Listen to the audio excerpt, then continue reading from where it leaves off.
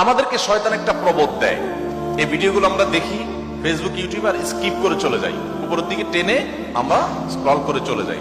শয়তান আমাদেরকে বলে তোমার কি করার আছে, তুমি একটা সামান্য, একে তো বাংলাদেশ মতো একটা ছোট্ট দুর্বল দেশ, আবার সে দেশের একজন অতি সাধারণ একজন নাগরিক, একজন নগণ্য মানুষ, তুমি এই আন্তর্জাতিক সমস্যার সমাধান করার মতো ক্ষমতা তো তোমার হাতে নাই, তোমার কি করার আছে? সো তুমি একটু আল্লাহর কাছে দোয়া করো, বাস। আমি একটু দোয়া করে ওটাকে স্কিপ করে আর একটা ঝাঁকানাকা কোনো ভিডিওতে আমি ডুবে যাচ্ছি। এই না আমাদের অবস্থা? আসলে কি তাই? আমি তো তা মনে করি না। এটা শয়তান আপনাকে মিথ্যা কথা বলে, আপনাকে মিথ্যা সান্ত্বনা দেয়। শয়তান বলে তোমার কিচ্ছু করার নেই। কে বলেছে আপনার কিছু করার নেই? আপনার যে কত কিছু করার আছে সেটা আপনি নিজেও ভাবেন নাই। আল্লাহ তাআলা আপনাকে জিজ্ঞাসা করবেন না তুমি সেখানে সামরিক শক্তি কেন পাঠাও না, কারণ সামরিক শক্তি আপনার হাতে নাই। আল্লাহ আপনাকে এটা জিজ্ঞেস করবেন না। আল্লাহ আপনাকে বলবেন না তুমি মানবিক সহায়তা নিয়ে শত শত হাজার হাজার টন কেন খাবার পাঠাও নাই সেখানে, কারণ এই ক্ষমতা আপনার হাতে নাই। আল্লাহ এটা জিজ্ঞেস করবেন না।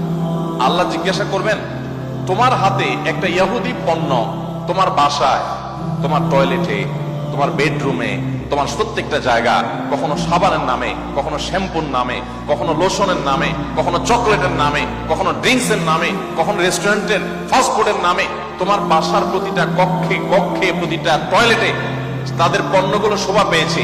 এই পণ্য বেচা টাকা দিয়ে তারা বোমা হামলা করে মানুষ মেরেছে। তুমি শুধুমাত্র তাদের প্রতি সিম্পেথি দেখাতে পারতে, সেটা তো দূরের কথা, উল্টো বরং তুমি সেই বোমা হামলার সঙ্গে জড়িত। তুমি জেনে হোক আর না জেনে হোক, তুমি বুঝে হোক আর না বুঝে হোক, তুমি কিন্তু সেই বোমা হামলার সাথে জড়িত। প্রতিদিন তুমি চাঁদা দিচ্ছ ফিলিস্তিনের মানুষকে হত্যা করবার জন্য। আল্লাহ এই কথা বলবেন? এই কথা বলার যথেষ্ট সুযোগ আছে। প্রতিদিন আপনি চাঁদা দিচ্ছেন। আমি একটা পেস্ট কিনতেছি না, আমি একটা বোমা হামলার জন্য টাকা ইনভেস্ট করছি বা চাঁদা দিচ্ছি।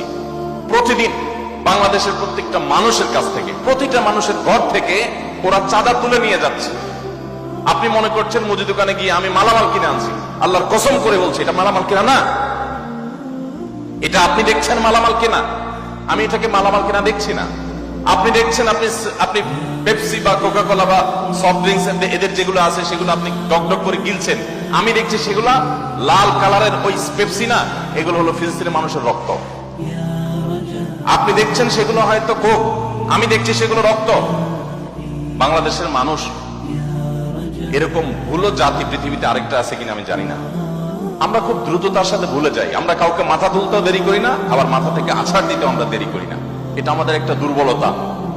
আমাদের এই দুর্বলতাটা আমাদের কাটিয়ে ওঠার চেষ্টা করা দরকার। আমরা কয়দিন খুব জোরে সোরে বয়কট করে এরপরে আবার আমাদের সবকিছু সয়ে যায়।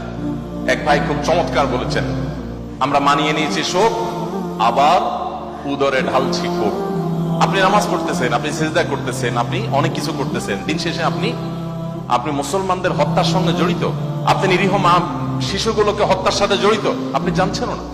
আমরা মুসলমানরা যদি শুধুমাত্র তাদের পণ্যগুলো বয়কটটা যদি যথাযথভাবে করতে পারি, তাহলে তারা অন্তত 50% এমনিতেই সাইজ হয়ে যাবে। আমি তো মনে করি যে এই প্রেক্ষাপটে, এই বাস্তবতায়, ফিলিস্তিনের এই বাস্তবতা অন্তত আপনারা যদি প্রত্যেকে আন্তরিক হন এবং সচেষ্ট হন, তাহলে সেক্ষেত্রে আপনারা বাণিজ্যিক ভাবেও লাভবান হতে পারেন, কিন্তু সেটা মূল উদ্দেশ্য থাকবে না। আপনারা মূলত দ্বীনি চেতনা থেকে এই কাজটি করবেন। আল্লাহ তাআলা আমাদের সবাইকে আমাদের যে দায়িত্বটুকু আছে সেই দায়িত্বটুকু আদায় করার তৌফিক দান করেন।